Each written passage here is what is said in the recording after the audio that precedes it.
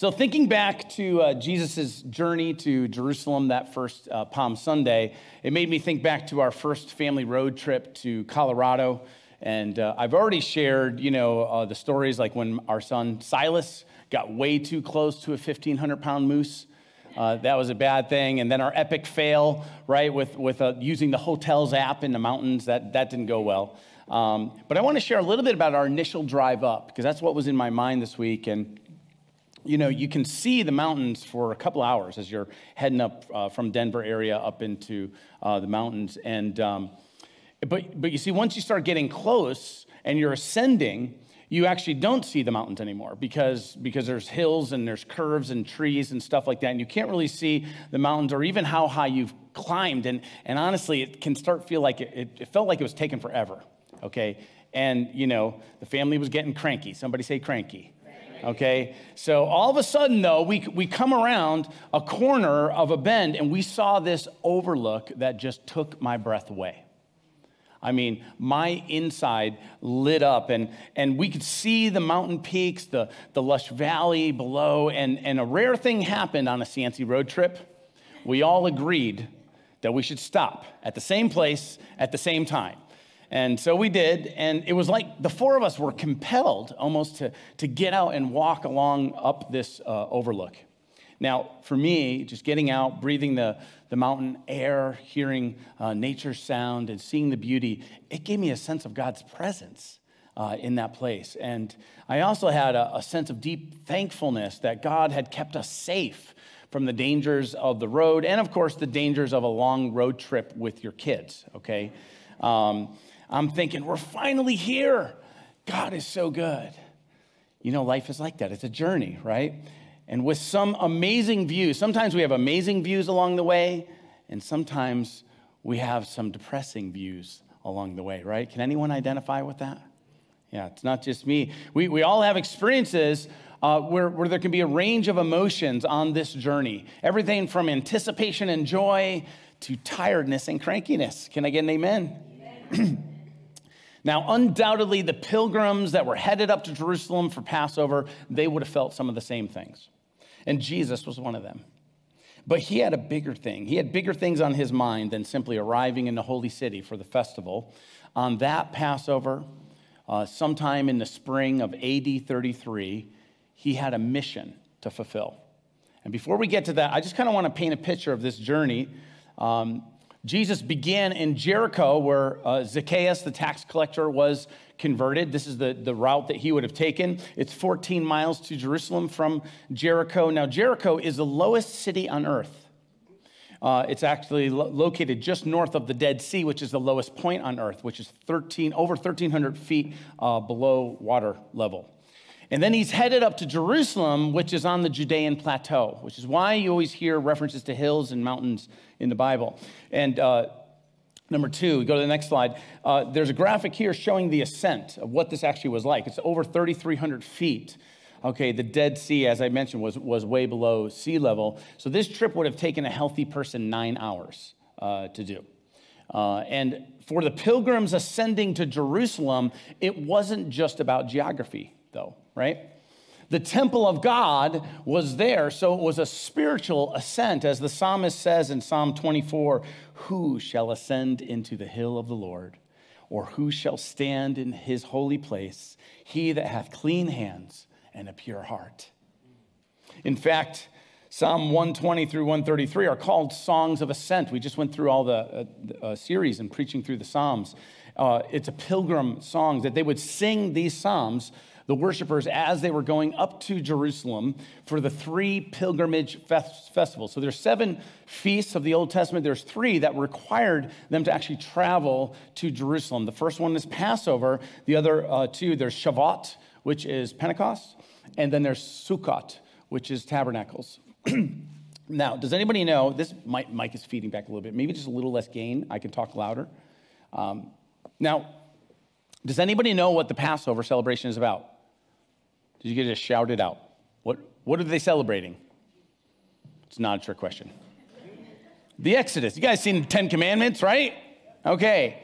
God delivering his people, right, from slavery in Egypt. to the promised land. And Jesus, so he times this very intentionally. I want you to see this, that he's coming in to Jerusalem at this moment because he is bringing God's great exodus through his own Passover action on the cross. Jesus is the Lamb who will bring deliverance from slavery to sin. So as a pilgrims, would wind up through the sandy hills of Jericho, through the Judean desert, and that was hot and dusty. Here's a picture of a Roman road from the time of Jesus. So this would have been a road that actually would have been used going up towards the Mount of Olives.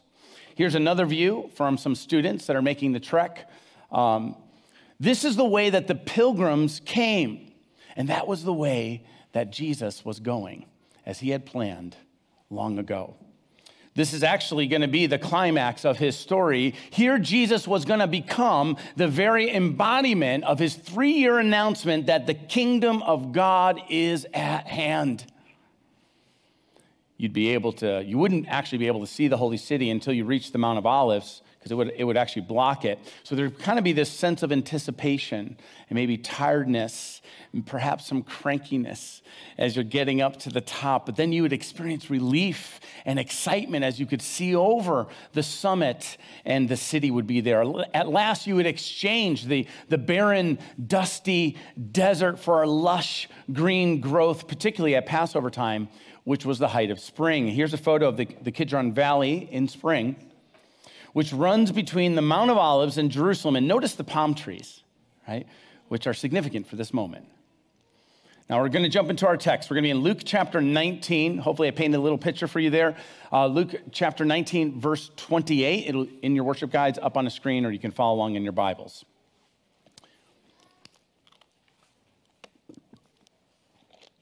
He, Jesus, went ahead, going up to Jerusalem. As he approached Bethpage and Bethany at the hill called the Mount of Olives, he sent 2 of his disciples, saying to them, "Go to the village ahead of you, and as you enter it, you will find a colt tied there, which no one has ever ridden. Untie it and bring it here. If anyone asks, 'Why are you untying it?' say, 'The Lord needs it.'" Now, I love that. Jesus uses his divine knowledge, right? And everything happens exactly the way that he said. I mean, that's pretty cool. Okay, I'm thinking I might use that. Next time I'm at the rental car counter and I'm trying to get a car and it's not working out, I'm just going to say, "The Lord needs it." Okay? No explanation required. Verse 35, they brought it to Jesus, threw their cloaks on the colt, and put Jesus on it. As he went along, people spread their cloaks on the road. Now, there's significance to both the colt and the cloaks. First, Jesus chooses this animal as a deliberate claim of kingship. As many of you know, 500 years before Jesus, Zechariah wrote this: "Rejoice greatly, daughter Zion. Shout, daughter Jerusalem. See, your king comes to you, righteous and victorious, lowly and riding on a donkey, on a colt, the foal of a donkey." Now that means a young, strong, and unbroken donkey. Okay, and that made me think this, with all the TV series about ranches, right, on TV, Heartland, Yellowstone, all these, it makes me think about how Jesus was able to just hop on this unbroken donkey and peacefully walk through the streets. I believe it actually speaks to the peace of his presence. I believe it speaks to really his authority over creation, just like he calmed the seas. The colt also underlines just what kind of king is this. New Testament scholar William Barclay says this: "Only in war did kings ride upon a horse. When they came in peace, they came upon a donkey." The disciples pick up this theme. They make an instant royal celebration here. And they spread cloaks along the road for him. And in the ancient world, the act of throwing your cloak down before someone was a sign of honor and submission to authority, particularly to royalty, actually. It's a symbol of laying oneself down in hopes that the coming king would be able to bring deliverance. Verse 37. When he had come near the place where the road goes down the Mount of Olives, the whole crowd of disciples began joyfully to praise God in loud voices. Now, Bethany and Bethphage are nestled on the side of the Mount of Olives. So once you pass them, Jerusalem becomes into full view all at once. Okay, and there before you, glistening in the sun, is the city of David, the holy city, that with the temple of God up on top of Mount Zion, it would have been a sight to behold. Here's an artist's reconstruction of the city as it would have looked in Jesus' day as they came over the Mount of Olives. At this point, the crowd of pilgrims, many knew about Jesus, and so they came out to meet him. In Matthew's gospel adds the detail that they came out waving palm branches. And the crowd began to joyfully praise God. It says in loud voices. Verse 37 says, for all the miracles they had seen. John's gospel adds the detail that word of Jesus' raising Lazarus from the dead, that had gotten out and people had heard about that. Remember, Lazarus lives right there in Bethany, okay, with his sisters Mary and Martha. So God had orchestrated this. Jesus had orchestrated this moment as the groundswell happens and this crowd begins to shout out joyfully. Verse 38, blessed is the King who comes in the name of the Lord. Now that language comes from Psalm 118, which is not a psalm of ascent. It's actually a hallel or praise. Why that one? Because it's a song of victory. It's a hymn of praise to a God who defeats all his foes, and they're singing it to Jesus. 2 days later, Jesus would quote Psalm 118 when his authority was questioned. Psalm 118 is actually used 11 times in the New Testament in connection with Jesus. So blessed is the one who comes in the name of the Lord. And verse 38 continues to say this, peace in heaven and glory in the highest. So let's put that thought together. Jesus comes in fulfillment of a nation's hopes. He's answering their longings for a king who's going to make things right, a king who's going to bring peace to earth from heaven itself. And that brings me to our big idea for today. If you're taking notes, here it is. The journey to the empty tomb begins with a celebration, the presentation of a long-awaited king. Fill-ins there are celebration and king. I believe that we can really appreciate this celebration. We can appreciate how pivotal this moment was when we look at two things. Who is at the celebration and what are they doing? It makes me think of my son Michael's birthday party, his first birthday party. Michael being our firstborn, we kind of went all out. Parents know this, right? Okay, we invited a bunch of people. I spent a week making a video documenting like his first year of his life. Tina cooked all the food, made handmade chocolates and party favors, and we bought an amazing cake from the cakery. Can I get an amen for the cakery? Yeah.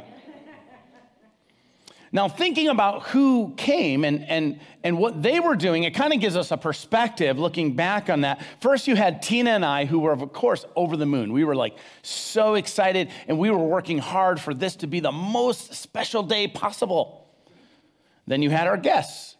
Looking back, their interest ranged, right? I mean, they cared enough to show up, okay, but I don't think that coming to a one-year-old's birthday party was the highlight of their week. And then you had my son, Michael, who could care less, right? Same event, but we have different responses, right? And it gave us some perspective, right? So that by the time our second son, by the time he turned one, we had 6 people, a pizza, and a Stop and Shop cake. Sorry, Silas. Yeah, somebody said poor Silas.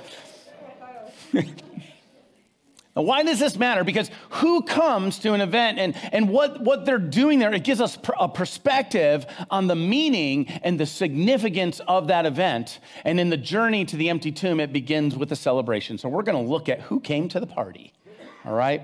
First, we have this, the party people, right? Ooh, ooh, right?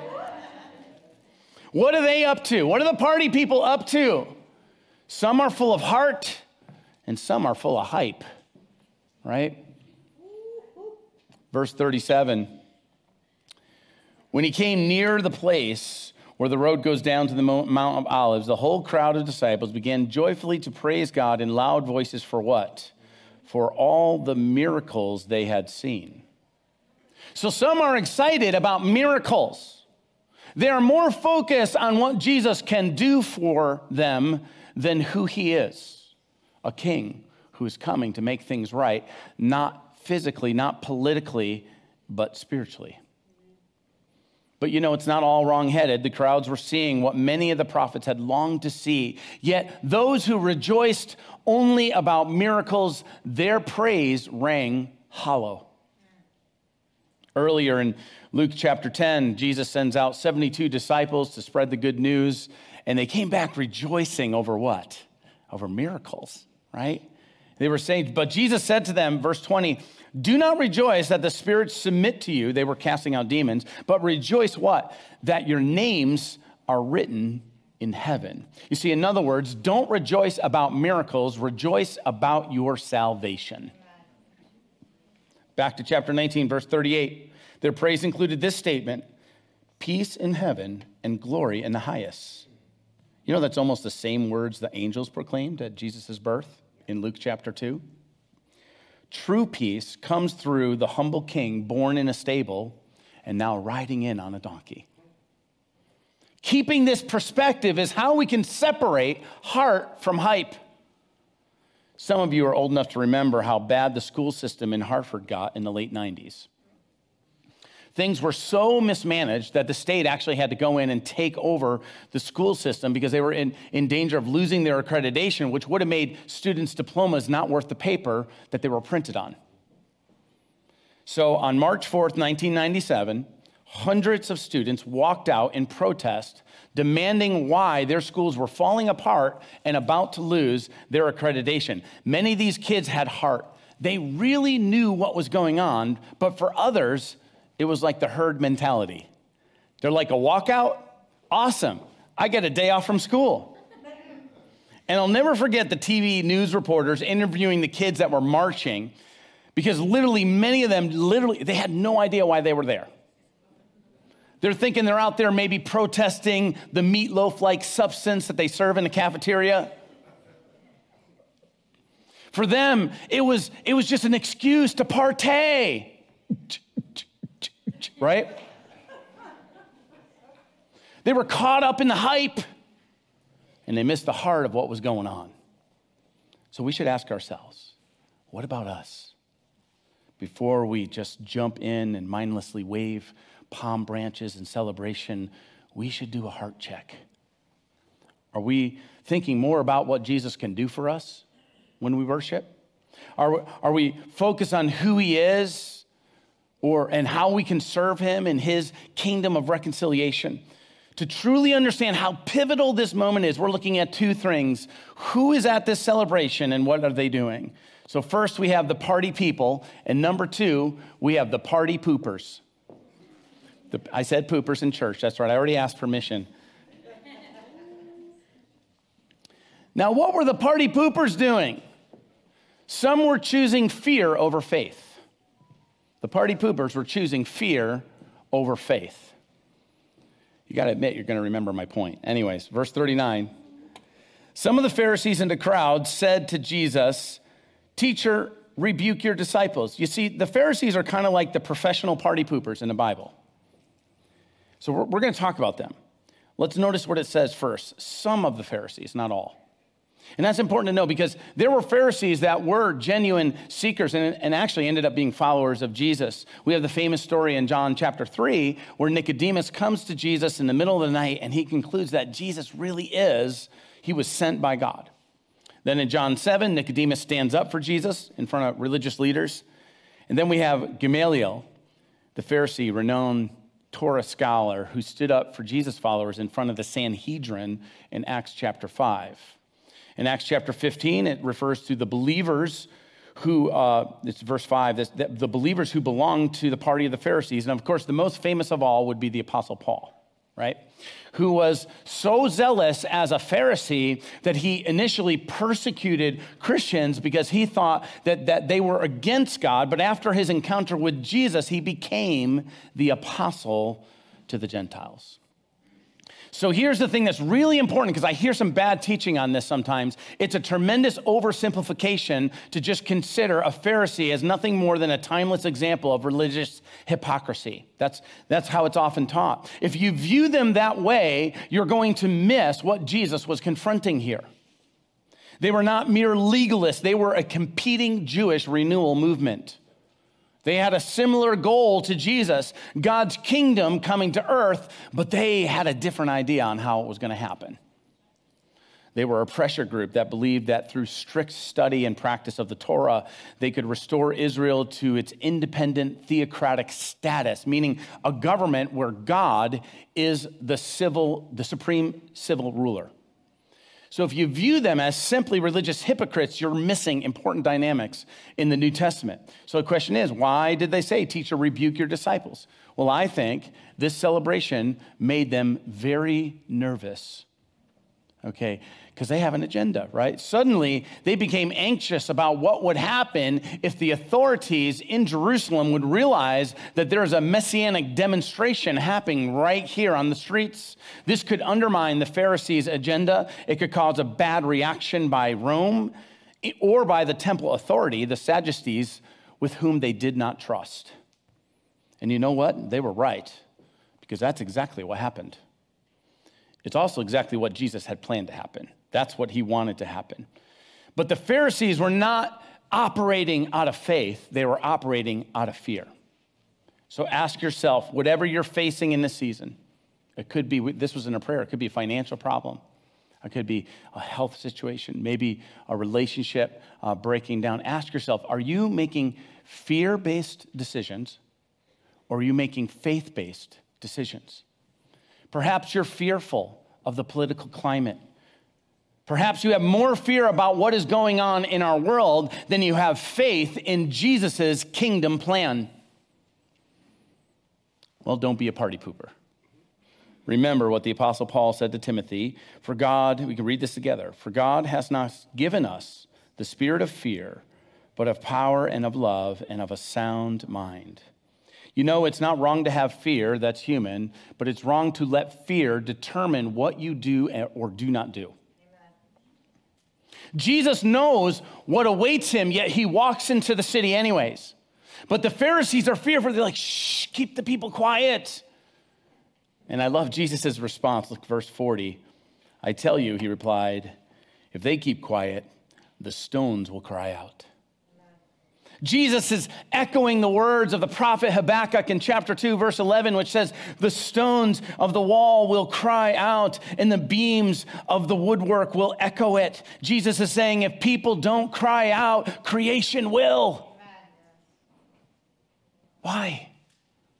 Not because Jesus was setting up an earthly political kingdom. It's because he was establishing God's heavenly kingdom on earth. Now, only Luke tells us the detail of the Pharisees crying out, the Pharisees and the crying out of the stones, and it really adds depth to the story. In fact, we have 4 different accounts of this in the Gospels, and each provided different details. And you know, that doesn't prove skeptics of the Bible right. It actually provides evidence that the Gospels are, in fact, independent eyewitness testimonies. The journey to the empty tomb begins with a celebration, the presentation of a long-awaited king. Who's at this celebration? And what are they doing? We got the party people, some full of heart, others full of hype. We have the party poopers, some choosing fear over faith. And we have number 3, Jesus the king. And what is Jesus doing? While they're celebrating, what is he doing? He's mourning those who won't join the celebration. Verse 41. Luke includes actually this one more unique detail that's not recorded in any other gospel, and it's right here in verse 41. And he records this: "As he approached Jerusalem and saw the city, he wept over it and said, if you, even you, had only," I can't read, "had only known on this day what would bring you peace, but now it is hidden from your eyes." You see, Luke is using a phrasing there in the Greek that's really a word play of Jesus' original language, which is Aramaic. So he would have said Yerushalayim, right? Yerushalayim, city of peace, cannot see shalom when it comes. right? Jerusalem cannot see the peace when it comes. The Bible records Jesus weeping, actually 3 times. In John chapter 11, it says, when Jesus wept at the tomb of Lazarus, the word there used is dakruo, and it means a tear, okay? It's just a shedding of a tear. The Greek word here, kleio, means to wail, to mourn, to lament. This is much stronger. Evidently, Jesus is more sorrowful about spiritual death than about physical death. Jesus is saying, if you only had recognized this day, if only you of all people, the city of Shalom, would recognize, you should understand the peace that I brought. But it is hidden from your eyes. And tragically, so many today are still in that place. Just like many of the people in the city missed it. They missed what was good right in front of them. Oh, God, have mercy on us when we do that. May we never do the same.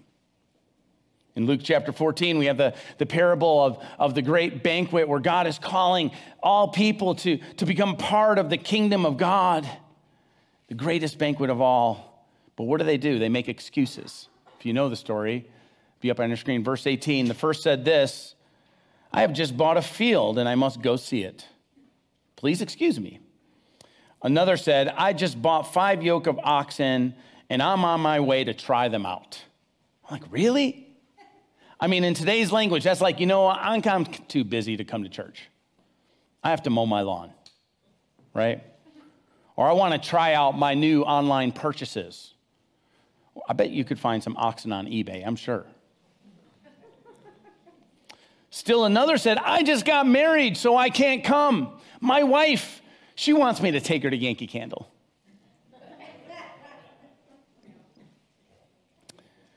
Verse 21, the servant came back and reported this to the master, and the owner of the house became angry and ordered his servant to go out quickly into the streets and alleys of the town and bring in the poor, the crippled, the blind, and the lame. Sir, the servant said, what you have ordered has been done, but there's still room. Why? Because there's always enough room in God's kingdom. And then the master told his servant, well, then go out to the roads and the country lanes and compel them. Somebody say, compel them. And compel them to come in so that my house will be full. Amen. I tell you that not one of those who were originally invited, will get a taste of my banquet. It's strong. Jesus is inviting you to be part of his kingdom reality, but realize he's also inviting your friend. He's inviting your family member, your loved one, your coworker to the greatest banquet of all. But the question is, are we making excuses? Am I too busy? Or am I too afraid to deliver the invitation? Over 2,000 years later, personal invitation is still the best way to reach people for the kingdom of God. Even today with social media and digital outreach, and we do that stuff here at Lifeway, most first-time visitors come because of a personal invitation. Why? At Lifeway, we believe that all good ministry flows from relationship. So look up at me for a moment. You have people in your life that I will never have in my life.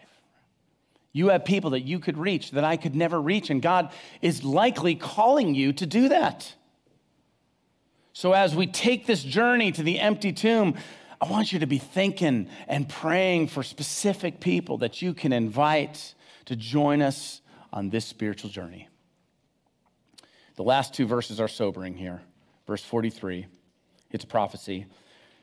The day will come upon you when your enemies will build an embankment against you and encircle you and hem you in on every side. So he's talking about the city of Jerusalem. Verse 44, then they will dash you to the ground, you and your children within your walls. They will not leave one stone on another because you did not recognize the time of God's coming to you. 40 years after Jesus uttered these words, they came true. Those who were still looking for a political solution and not a spiritual solution, they rebelled against Rome, and that had devastating consequences. Titus, the son of the emperor Vespasian, he was sent to crush the rebellion, and it's amazing, after a brutal 5-month siege, which is what Jesus described here, soldiers broke through the northern wall and by AD 70 had burned the temple to the ground, not one stone left on another. And hundreds of thousands of Jews died. They were killed. Here's a picture, actually, of the Arch of Titus, which is in Rome, and it's commemorating the victory. The historian Josephus describes it this way: while the holy house, the temple, was on fire, everything was plundered. You can see that. If you look closely, you can see the menorah that's carved into that as they had taken that out of the temple. Josephus continues, children, old men, and priests were all slain in the same manner, again, as Jesus said. And the flame carried a long way and made an echo together with the groans of those who were slain. Can one imagine anything greater or more terrible than this noise? The Bible is true. The Bible is reliable.